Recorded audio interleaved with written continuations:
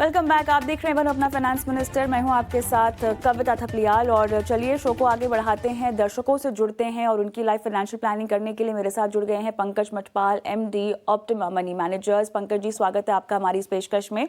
इंतजार रहता है दर्शकों को आपका और आपकी सलाह का भी। और इस बीच राहुल त्रिपाठी जो हैं हमारे दर्शक भी हमारे साथ फोन लाइन पे जुड़ गए हैं। राहुल, हाय, गुड इवनिंग, कैसे हो? जी मैम, गुड इवनिंग। बढ़िया है, आप कैसे? बताइए। आपने बहुत बेहतरीन तरीके से अपने लक्ष्यों को डिवाइड किया है। मैं इसके लिए आपको मुबारकबाद देना चाहती हूँ, क्योंकि आपकी जो फर्स्ट स्टेप है, पहला कदम है फाइनेंशियल प्लानिंग की, और वो आपने सही उठाया है।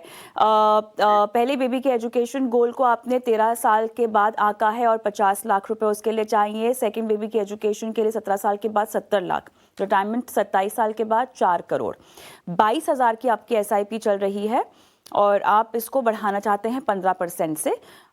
फंड्स के नाम मेरे पास है। पराग पारेख का फ्लेक्सी कैप है आपके पास, PGM India mid cap, Axis का small cap, ABSL, Nasdaq 100, Canara bank emerging equities, मेरे एसेट का ईएलएसएस भी है।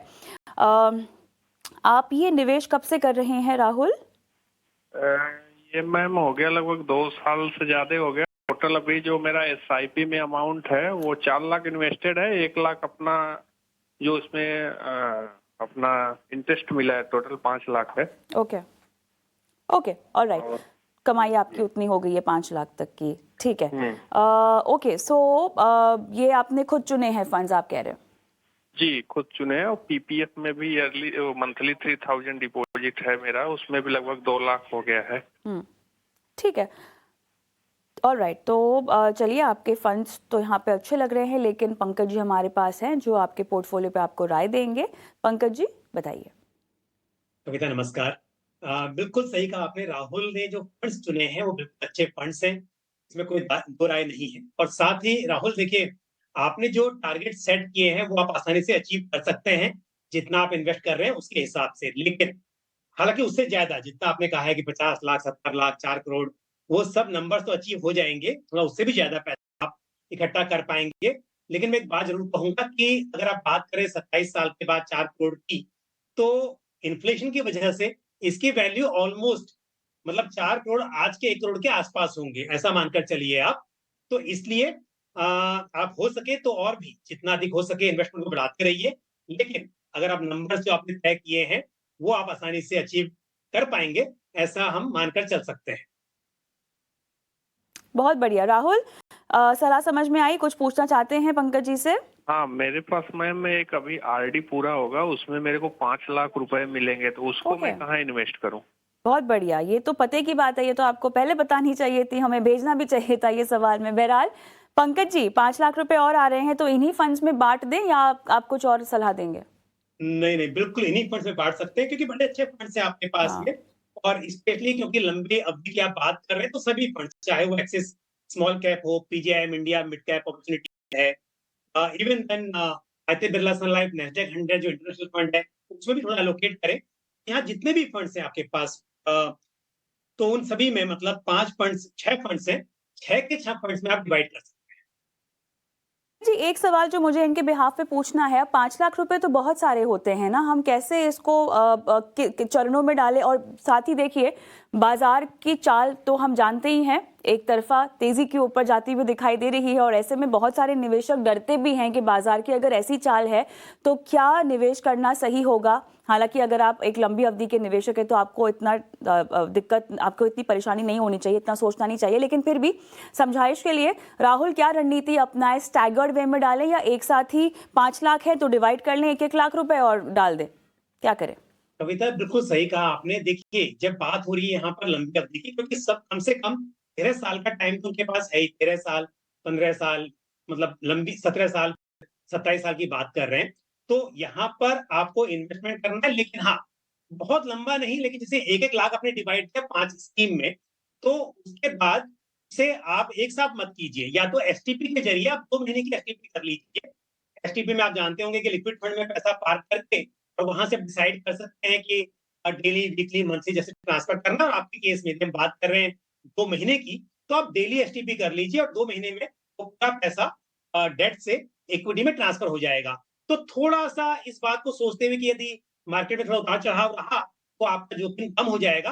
बाकी ये है कि यदि कोई व्यक्ति एक साथ ब्याज इन्वेस्ट करता है, थोड़ा कम भी हो जाता है, तो इतनी लंबी अवधि में तो आपको फायदा ही होगा।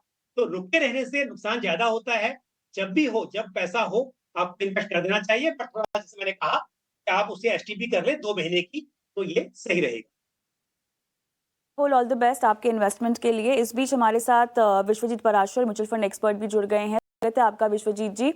और आपके लिए हमारे दर्शक भी फोन लाइन पर हैं। बलवंत सिंह, नमस्कार सिंह साहब, क्या हाल चाल? बहुत बढ़िया मैम, बहुत बढ़िया मैम। कहाँ से बोल रहे हैं आप? मैम मैं जोधपुर से बोल रहा हूँ मैम। जोधपुर से? ठंड तो बहुत बढ़िया पड़नी शुरू हो गई होगी। हाँ, ठंड बहुत बढ़िया है मैम। हम भी बॉम्बे में हैं और अब जो है हवाएं शुरू हो गई हैं यहाँ पर ठंड की, तो आगाज हो चुका है हमारे लिए भी। अच्छा। बताइए सर, एक तो बात बताइए, एसबीआई में आपका खाता है ना? हाँ जी, हाँ जी मैम। तो इसीलिए आपने सारे फंड्स वहां के डाल रखे हैं। देखिए आपके पास SBI small cap, SBI Magnum, SBI technology, SBI contra. कुछ हाँ ज्यादा जी, विश्वास दिखा दिया आपने एसबीआई पर। Yes ma'am. हाँ जी मैम। चलिए, तो मानते हैं गलती हो गई है। Yes ma'am. चलिए, आपने मई से शुरुआत की है। 20,000 रुपये आप 20,500 रुपये आप डाल रहे हैं। और ये बताइए, 5 साल का ही समय देना है आपने इस पोर्टफोलियो को? 5 साल के बाद में इसका देखते हैं मैम। अगर इनकेस आगे अगर कुछ होप होता है तो 2-3 साल में भी और इसको एक्सटेंड कर लेंगे, अदरवाइज 5 तक कह दिया है मैम। अच्छा, मुझे बताइए 5 साल के बाद कितने आपको किसी रकम की जरूरत है क्या? नहीं, इतना तो कोई लक्ष्य नहीं है, लेकिन ये कि फिर भी ये 5 साल के बाद में उसको थोड़ा देखना पड़ेगा, मार्केट को थोड़ा देखना पड़ेगा मैम। अच्छा, मतलब ऐसी कोई राशि नहीं दिमाग में रखी ना कि 5 साल के बाद इतना इकट्ठा हो जाए तो अच्छा होगा मेरे लिए, ऐसा कुछ नहीं सोचा ना? हाँ जी मैम, वो इस तरह का कुछ नहीं है। चलिए ठीक है, तो 5 साल का समय आप दे रहे हैं। मैं खैर वो आपको हमारे एक्सपर्ट समझाएंगे कि क्यों थोड़ा सा और अगर आप समय दे तो बेहतर हो सकता है। और जब भी आप इक्विटी में कोई पोर्टफोलियो बनाएं तो थोड़ा सा लक्ष्य आपको अगर आप रख लें अपने लिए तो बेहतर होता है। बहरहाल ये सब चीज़ें विश्वजीत जी की है समझाने के लिए। बताइए विश्वजीत जी। थैंक यू कविता जी, बिल्कुल आपने सही बताया। अगर ये 20,000 की एसआईपी कर रहे हैं 5 साल, तो करीब करीब अगर हम 12% का सीएजीआर लेके चलते हैं तो करीब करीब 16 लाख रुपए बनते हैं, 16,62,000 रुपए करीब। और अगर हम इस लक्ष्य को टाइम होराइजन को 10 साल का कर दें तो यही रकम 45,92,000 92,000 हो जाती है, करीब करीब 3 गुना हो जाती है बलवंत सिंह जी। तो बस थोड़ा सा लंबा होराइजन रखेंगे तो बहुत अच्छा कॉर्पस बन जाएगा। और कोशिश करें जैसे जैसे इंक्रीज कर सकते हैं अपनी एसआईपी वो भी करें तो और ज्यादा कॉर्पस अच्छा हो जाएगा।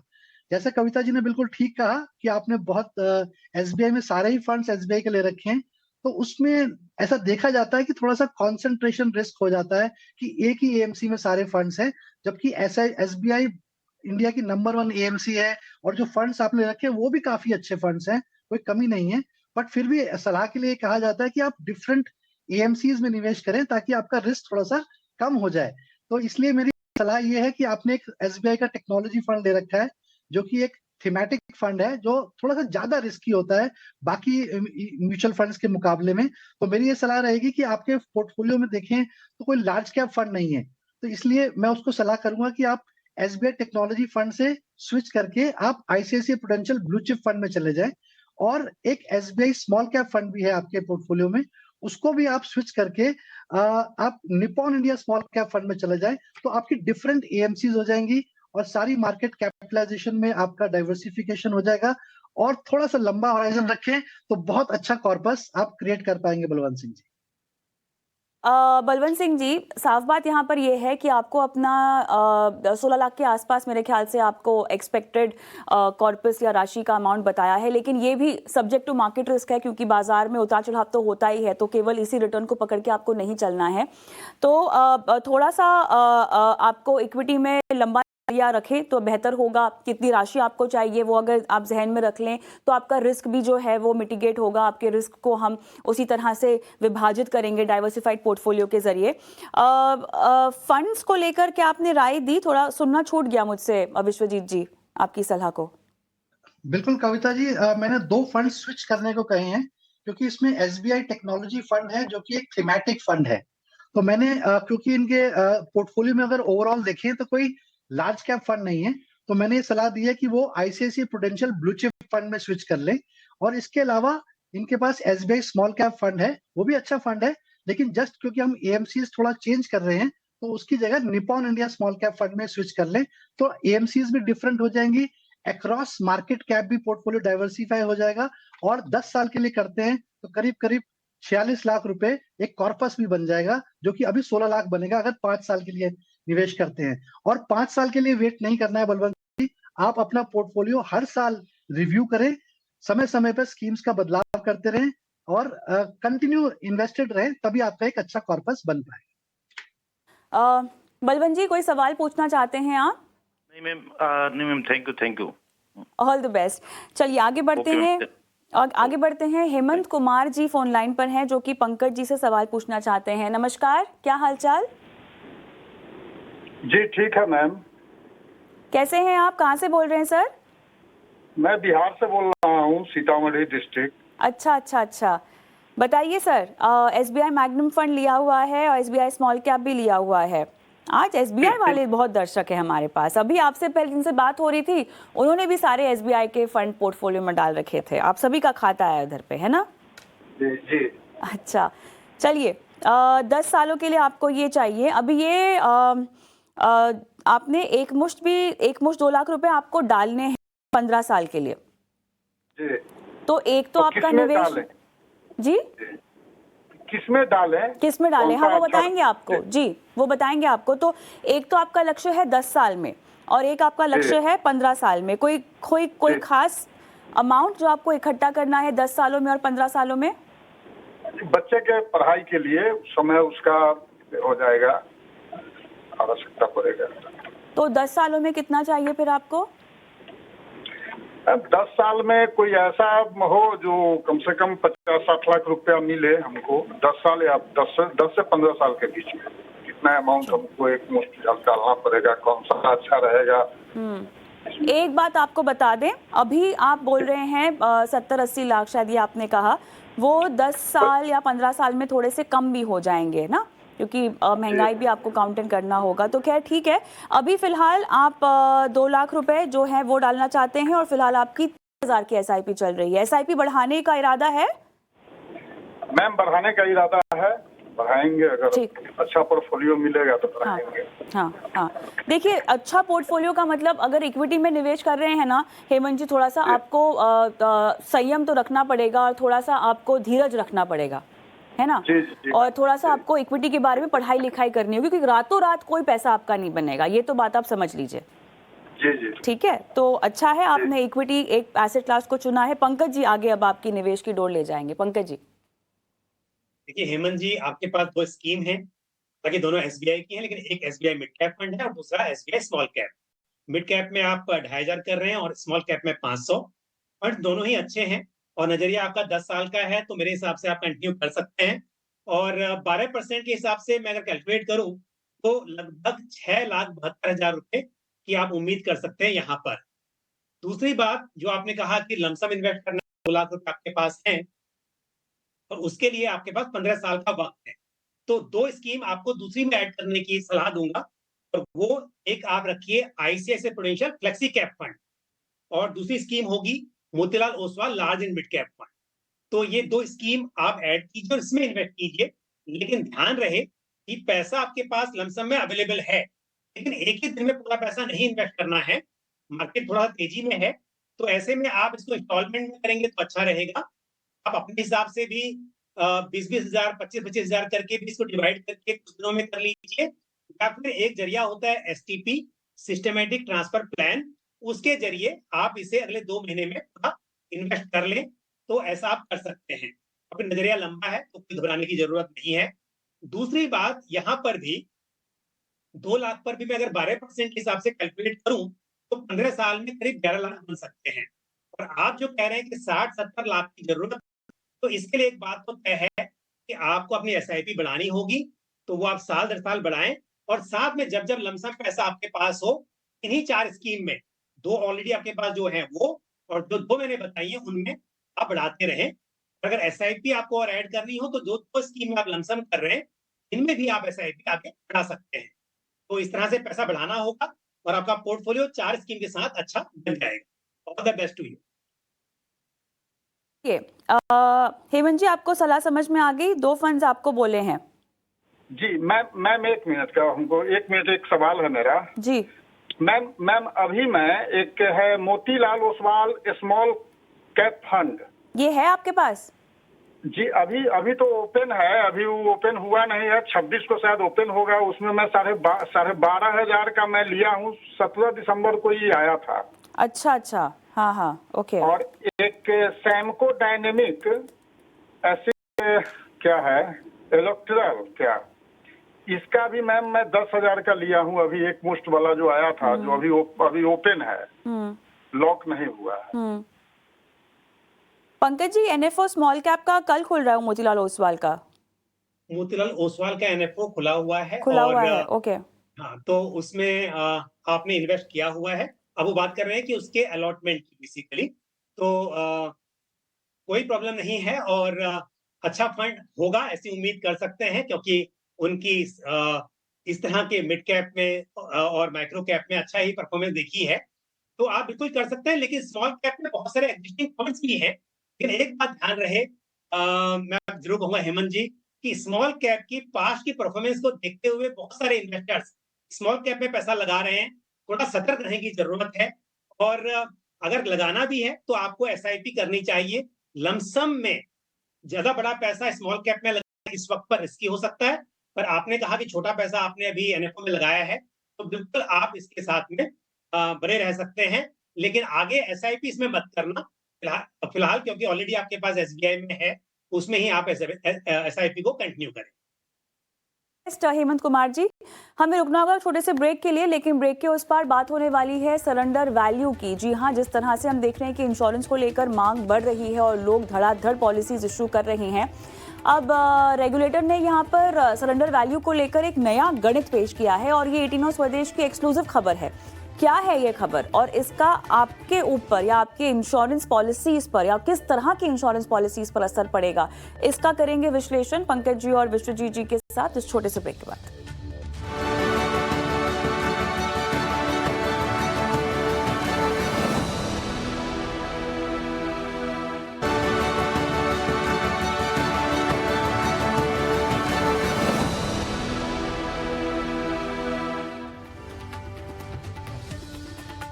Welcome back. आप देख रहे हैं बन अपना फाइनेंस मिनिस्टर और मैं हूं आपके साथ कविता थपलियाल। और एक अहम खबर की ओर हम बढ़ते हैं। आरटीआई ने सरेंडर वैल्यू बढ़ाने के प्रस्ताव पर विचार के लिए लाइफ इंश्योरेंस कंपनियों की बैठक यहां पर हुई है और इस बैठक में क्या कुछ निकल कर आया है, सरेंडर वैल्यू को लेकर क्या नया गणित है, इसकी तमाम डिटेल्स हमारे सहयोगी अनुराग शाह दे रहे हैं। इंश्योरेंस रेगुलेटर आईआरडी के द्वारा जो लाइफ इंश्योरेंस प्रोडक्ट है वहां पर सरेंडर वैल्यू और सरेंडर चार्जेस से जुड़े हुए नए नियमों का प्रस्ताव दिया गया है। ड्राफ्ट एक्सपोजर जारी किया गया है और इस ड्राफ्ट एक्सपोजर पर सभी पक्षकारों की राय मांगी गई है और उसके बाद ये नियम लागू किए जाएंगे। तो इंश्योरेंस कंपनियां जो है वो इस ड्राफ्ट एक्सपोजर की जो फॉर्मूला है उससे सहमत नहीं है। इंश्योरेंस कंपनियों की जो है लाइफ इंश्योरेंस काउंसिल के अंतर्गत जो मीटिंग है वहाँ पर इंश्योरेंस कंपनियां इस मुद्दे को उठाएगी और इंश्योरेंस कंपनियों का मानना है कि मौजूदा जो फॉर्मूला है उसमें एब्सोल्यूट परसेंटेज ही होना चाहिए, यानी थ्रेशोल्ड परसेंटेज को ही लागू किया जाना चाहिए, एक वैल्यू को लागू नहीं किया जाना चाहिए। इंश्योरेंस कंपनियों का ये भी कहना है कि लाइफ इंश्योरेंस है एक वो लंबी अवधि का कॉन्ट्रैक्ट होता है और उसमें अगर सरेंडर चार्जेस जो है और सरेंडर वैल्यू सरेंडर चार्जेस काफ़ी कम होंगे तो इंश्योरेंस के अंदर लैप्सेशन काफ़ी बढ़ जाएगा, पॉलिसी होल्डर के लिए सीरियसनेस नहीं होगी पॉलिसी को लेकर। और इसके अलावा इंश्योरेंस कंपनियों का ये भी मानना है कि जो उनका परसिस्टेंसी रेशियो है उस पर भी इम्पैक्ट आएगा, नेगेटिव इम्पैक्ट आएगा। कंपनियों का जो नॉन पार प्रोडक्ट है आईआरडी के जो ड्राफ्ट के अंदर जो नियम है उससे उनकी मार्जिन्स पे भी इम्पैक्ट होगा, क्योंकि जो फॉर्मूला बताया गया है ड्राफ्ट के अंदर उस बाद सरेंडर वैल्यू जो है वो पॉलिसी होल्डर के लिए काफ़ी ज़्यादा बढ़ने वाली है। उदाहरण के लिए अगर एक पॉलिसी है 20 साल के लिए और सालाना आप 1 लाख रुपया प्रीमियम देते हैं तो वहाँ पर अगर चौथे साल के अंदर आप पॉलिसी सरेंडर करते हैं तो अभी जो मौजूदा नियम के मुताबिक 1,70,000 रुपये जो सरेंडर वैल्यू बनती है, लेकिन जो नया प्रस्तावित ड्राफ्ट है सरेंडर वैल्यू का, वहाँ पर जो सरेंडर वैल्यू बनेगी वो 2,51,000 के करीब बनेगी। तो इसी को लेकर इंश्योरेंस कंपनियों की चिंता है, क्योंकि उनके मार्जिन्स प्रभावित होंगे, लैप्सेशन ज़्यादा बढ़ेगी, परसिस्टेंसी रेशियो पर इम्पैक्ट आएगा। तो ये सारी चीज़ें हैं जो इंश्योरेंस कंपनियां अपने सुझाव के तौर पर IRDA को देने वाली है, जिसमें कंपनियों का जो पक्ष रहेगा कि स्टैंडर्ड थ्रेशोल्ड का एक परसेंटेज तय किया जाए, ना कि एक वैल्यू को तय किया जाए। चलिए, शुक्रिया यहाँ पर अनुराग। और हमारे आज के मेहमानों के साथ मैं जुड़ती हूँ। पंकज, आपके पास आऊँगी सबसे पहले। तो एक थ्रेशोल्ड को तय किया जाए और ना कि एक वैल्यू को तवज्जो दी जाए, कैसे समझाएंगे इसको आप? और ये ओवरऑल लाइफ इंश्योरेंस की हम बात कर रहे हैं, जो दर्शक समझ नहीं पा रहे होंगे इसको, बताइए कैसे देखते हैं? कविता, क्या होता है कि इंश्योरेंस में मेनली दो तरह की पॉलिसीज होती हैं, ट्रेडिशनल प्लान्स और यूलिप पॉलिसी जो होती है। अब यूलिप में क्या होता है कि जब सरेंडर करते हैं तो एक आपके सरेंडर चार्जेस होते हैं, वो कट जाते हैं, और बाकी जो मार्केट वैल्यू होती है यूनिट्स की, उसके हिसाब से पैसा मिलता है सरेंडर करने पर। लेकिन जो ट्रेडिशनल प्लान है, यहाँ पर कैसे है कि मिनिमम 3 इयर्स तक यदि पॉलिसी चली आपकी, तो उसके बाद जो प्रीमियम आपने पे किया 3 साल में, या 3 साल के बाद जब भी कर रहे हैं, तो फर्स्ट ईयर के प्रीमियम का कुछ नहीं मिलता, और जो बाकी का प्रीमियम है उसका 30% एक सरेंडर वैल्यू होती है। उसके अलावा ये तो होती है गारंटीड सरेंडर वैल्यू, उसके अलावा इंश्योरेंस कंपनीज एक स्पेशल सरेंडर वैल्यू भी जारी करती है, वो दिया जा सकता है। लेकिन मान लीजिए कि आपका जो प्रीमियम है वो बहुत बड़ा है, आप 5 लाख का सालाना प्रीमियम भर रहे हैं, तो मतलब कि 5 लाख के प्रीमियम के ऊपर आपका ये तो 30% मिलना है। आपने भरा 20 लाख रुपए, तो 20 लाख के ऊपर फर्स्ट ईयर का प्रीमियम निकाल दिया, बाकी के ऊपर आपका 30% मिल गया। इस तरह से कैलकुलेशन होती है, जहां पर नुकसान बहुत ज्यादा होता है। और इसीलिए कई बार सवाल भी ऐसे आते हैं हमारे पास में, हमने देखा है कई बार अपने शो पर, कि अगर मैं सरेंडर करता हूं तो मुझे कुछ भी नहीं मिल रहा है, बहुत कम पैसा मिल रहा है, तो इससे अच्छा तो फिर चलो इसको कंटिन्यू कर लेते हैं, तो नुकसान तो हो ही रहा है। लेकिन अब क्या कहा है इस कंसल्टेशन पेपर में, थ्रेशोल्ड लिमिट तय की जाएगी कि आपका जो प्रीमियम है, भले प्रीमियम बहुत बड़ा है, लेकिन एक लिमिट तक ही सरेंडर चार्जेस लगाए जा सकते हैं उसके ऊपर। तो यदि मान लीजिए 1 लाख का प्रीमियम है, तो ऐसा नहीं कि पूरे 1 लाख के ऊपर चार्जेस होंगे, जो थ्रेशोल्ड लिमिट तय होगी उसके ऊपर ही चार्जेस होंगे। तो यानी कि जैसा अभी दिखा रहे थे कैलकुलेशन में, आपके पास जो अभी इतना बड़ा प्रीमियम भरने के बाद छोटा सा अमाउंट आ रहा था सरेंडर का, उसके बजाय अब क्योंकि जो बाकी over and above threshold limit है, वो पूरा पैसा आपको मिल जाएगा। तो जो आपका जो पैसा है आपके पास काफी बड़ा आ जाएगा। तो ऐसे में ऐसे पॉलिसी होल्डर्स जो गलती से कोई पॉलिसी ले लेते हैं, उन्हें बाद में समझ में आता है कि ये मेरे ऑब्जेक्टिव को मीट नहीं करती है, किसी और वजह से सरेंडर करना चाहते हैं, उनके लिए सुविधाजनक हो जाएगा। हाँ, इंश्योरेंस कंपनी को इसका थोड़ा सा नुकसान भुगतना पड़ेगा, क्योंकि अब पैसा ज्यादा देना पड़ेगा ऐसे पॉलिसी होल्डर्स। तो यहाँ पर अच्छा है कि एक थ्रेशोल्ड लिमिट तय कर दी जाएगी, और हालांकि वो कैलकुलेशन एक बार देखना होगा जब भी रिलीज किया जाएगा। विश्वजीत जी, ये बताइए, एकाएक यहाँ पर सरेंडर वैल्यू की गणित के बारे में विचार आने के पीछे क्या वजह हो सकती है? देखिए कविता जी, बहुत सारी इंश्योरेंस पॉलिसीज जब बेची जाती हैं तो बहुत बड़ी बड़ी कमिटमेंट्स करी जाती हैं, मिस सेलिंग होती है, और बहुत सारे जो इन्वेस्टर्स हैं, बायर्स हैं, उनको फीचर्स समझ में नहीं आते हैं।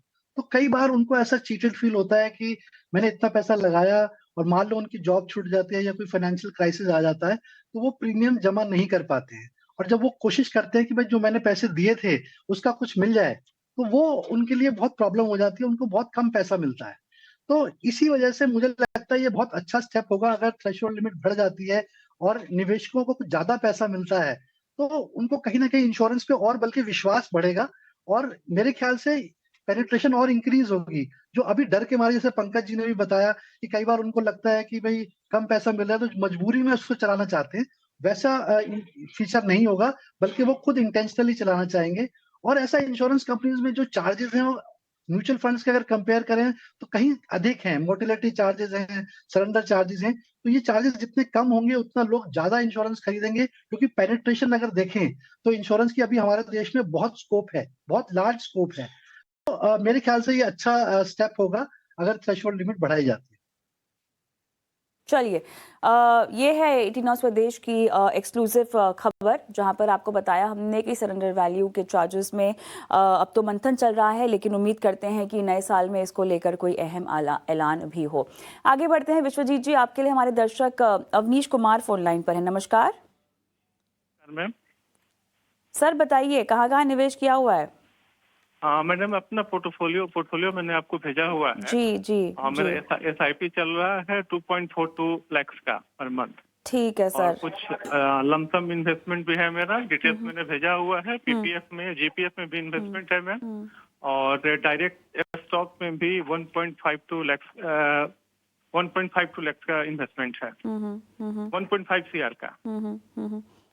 चलिए, मेरा बहुत बढ़िया जी। आपने टारगेट स्टॉक्स है भी ले मेरा रखे हैं? 20 जी जी सर, बताइए। 20 CR का टारगेट है मेरा ओके, आफ्टर 12 ईयर। आफ्टर 12 और इयर्स। एक जी मैम, और दूसरा गोल है एक बेटे के एजुकेशन के लिए 1 CR का है। और हाँ, थर्ड क्वेश्चन है मैम कि अगर कोई फंड्स मेरा है, अगर कोई फंड्स को अगर चेंज करना हो इसमें, अगर ठीक है। तो हाउ टू प्रोसीड, कैसे प्रोसीड करेंगे हम दूसरे फंड्स में जाएंगे? जैसे कुछ फंड्स मेरा, जैसे हमें अभी लगता है कि थोड़ा लार्ज कैप ओरिएंटेड हो गया है, हाँ, तो अगर उसको शिफ्ट करना होगा तो कैसे और किस फंड में शिफ्ट करेंगे मैम? ठीक है सर। बहुत बढ़िया, आपने अपनी प्लानिंग की है। तमाम तरह आप अपने डाइवर्सिफाइड अप्रोच के साथ आगे बढ़ रहे हैं। पीपीएफ भी है, जीपीएफ में तो आपका जाता ही है, और साथ ही स्टॉक्स भी हैं आपके पास। आपने लक्ष्य भी आंक रखे हैं। कब कब से कर रहे हैं इन्वेस्टमेंट? मैम 7 to 8 ईयर से। 7 to 8 ईयर्स, और निवेश बढ़ाते भी आए हैं। जी मैम, 10% का इंक्रीमेंट करते हैं एनुअली। आपकी उम्र क्या होगी?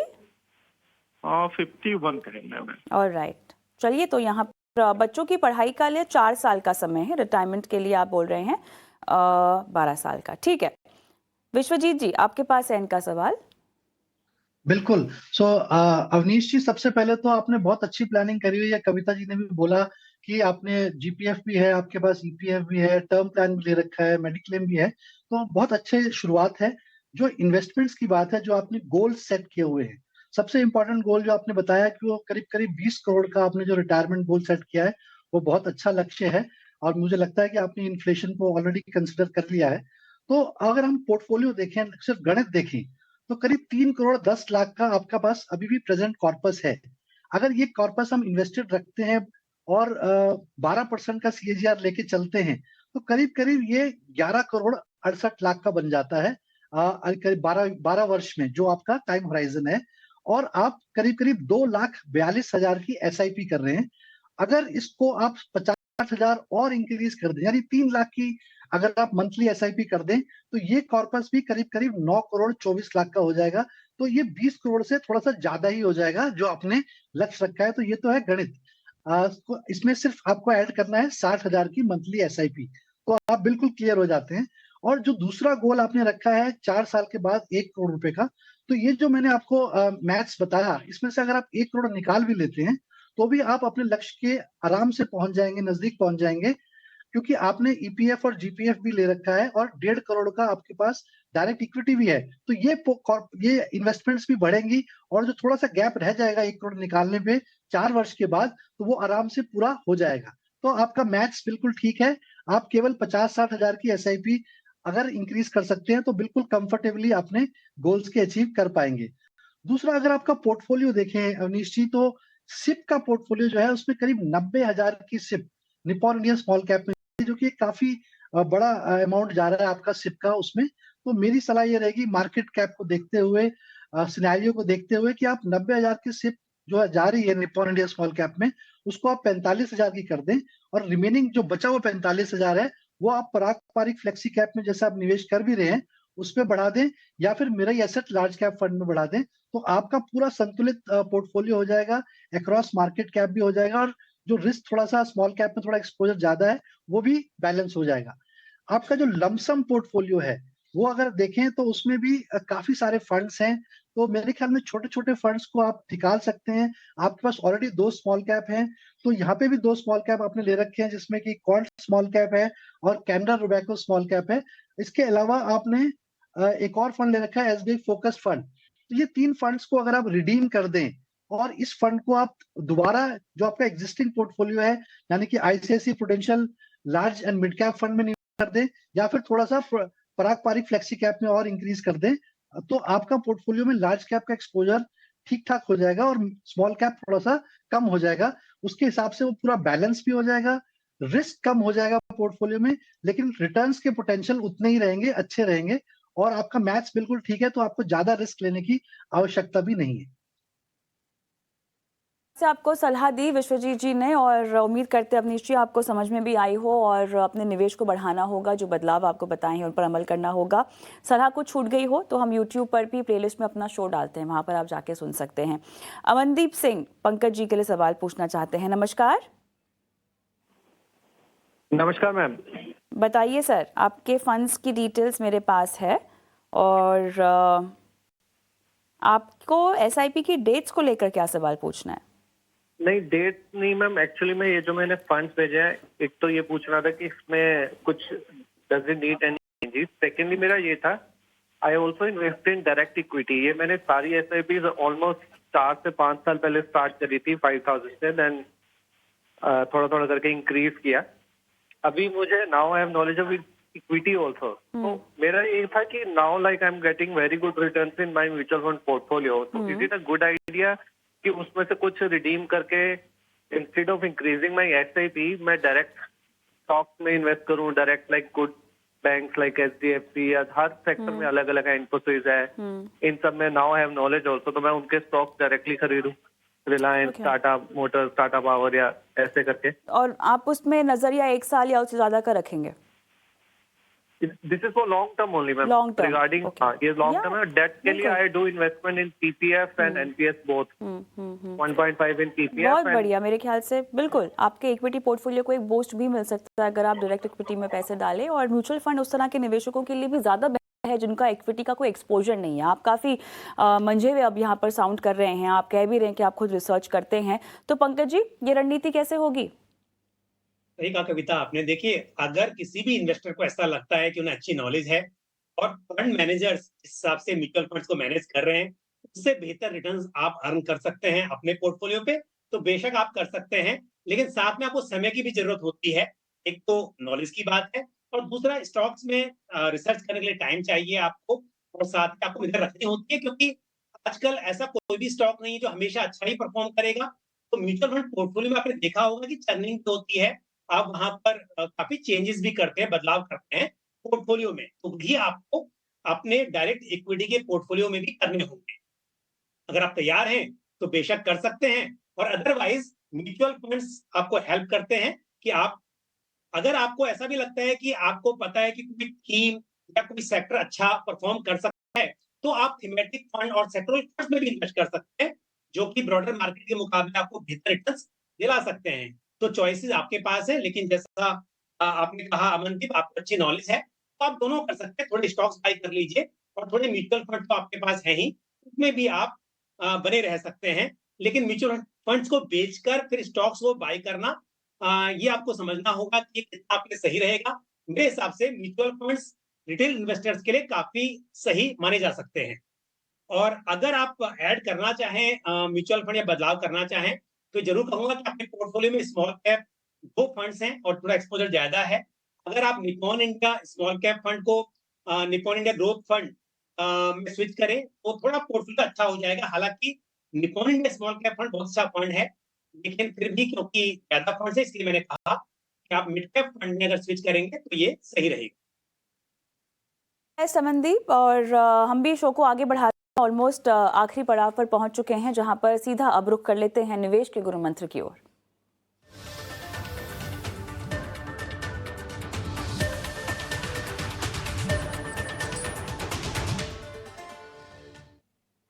विश्वजीत जी, बताइए आपका गुरु मंत्र क्या है आज का? बिल्कुल कविता जी, अगर मार्केट का ऑल टाइम हाई देखें तो मार्केट रोज न्यू ऑल टाइम हाई करती है, तो ये कोई एंड नहीं है। और बहुत सारे निवेशक ये सोचते हैं कि मैं किसी करेक्शन का वेट करूंगा, मार्केट थोड़ी करेक्शन होगी मैं तब निवेश करूंगा। तो मेरा उनको कहना सुझाव यही है कि बहुत सारे निवेशक पैसा इसलिए कम नुकसान लेते हैं क्योंकि वो मार्केट से अवे रहते हैं, दूर रहते हैं। करेक्शन में इतना नुकसान नहीं होता जितना मार्केट से दूर रहने में नुकसान होता है। तो आप अपना इन्वेस्टमेंट स्ट्रैटेजी अगर आपका लॉन्ग टर्म का है तो आप निवेश करें। ये ना सोचें कि मार्केट हाई पे है, मार्केट और भी हाई पे जाएगी। अगर आप ऑल टाइम हाई का वेट करते रहेंगे, करेक्शन का वेट करते रहेंगे, तो आप कभी निवेश नहीं कर पाएंगे। तो इसलिए निवेश थोड़ा थोड़ा करें, मार्केट डिप्स आए तो और निवेश बढ़ाएं, लेकिन बिल्कुल निवेश ना करें, ये कहीं अच्छी स्ट्रैटेजी नहीं हो। पंकज जी। कविता देखिए, कई बार इन्वेस्टर्स ट्रेंड को चेस करते हैं। हम देखते हैं कि ऐसा म्यूचुअल फंड में कहा जाता है कि पास्ट परफॉर्मेंस से इस बात की गारंटी नहीं मिलती कि फ्यूचर में भी इस तरह की परफॉर्मेंस जरूर मिलेगी, लेकिन फिर भी क्योंकि एक बायस है, एक बिहेवियरल बायस है कि ट्रेंड चेजिंग बायस जिसको हम बोलते हैं, जो भी ट्रेंड देखा जाता है उसको अक्सर इन्वेस्टर्स चेस करने की कोशिश करते हैं। तो क्योंकि सोशल मीडिया में तो खैर कोई ट्रेंडिंग गाना हो उसके ऊपर रील बनाकर शायद वो वायरल हो जाए, उसका फायदा मिल जाए, लेकिन इन्वेस्टमेंट में यदि आप इस तरह से रिटर्न्स को चेस करेंगे तो इसका नुकसान ज्यादा हो सकता है। इसके बजाय आगे आने वाले समय में किस तरह के फंड्स अच्छा परफॉर्म कर सकते हैं, किस तरह का इन्वेस्ट होना चाहिए, उस पर ध्यान देना ज्यादा इंपॉर्टेंट है। यहाँ पर थोड़ा सोच समझकर होमवर्क करके आपको अपना अपने इन्वेस्टमेंट की स्ट्रैटेजी को तय करना चाहिए, और अगर कुछ नहीं कर पा रहे हैं तो लगातार अपना फाइनेंस मिनिस्टर को आपको देखते रहना है। इसी के साथ विश्वजीत जी आपका और पंकज जी आपका बहुत बहुत धन्यवाद, समय निकाला और दर्शकों का मार्गदर्शन किया। इसी के साथ मुझे भी इजाज़त दें, लेकिन मैं दर्शकों को छोड़ जा रही हूँ हमारे व्हाट्सएप नंबर के साथ, जहाँ पर आपको अपने सवाल हम तक पहुँचाने हैं। और यूट्यूब पर हमें लाइव देख सकते हैं, प्लेलिस्ट पे अपने हमारे पुराने शोज़ और अपने सवाल कमेंट बॉक्स में छोड़ सकते हैं। फेसबुक और एक्स पर भी हम लाइव होते हैं। अपने सवाल आप हमसे तमाम सोशल मीडिया प्लेटफॉर्म पर कमेंट बॉक्स में डालकर पूछ सकते हैं। नमस्कार।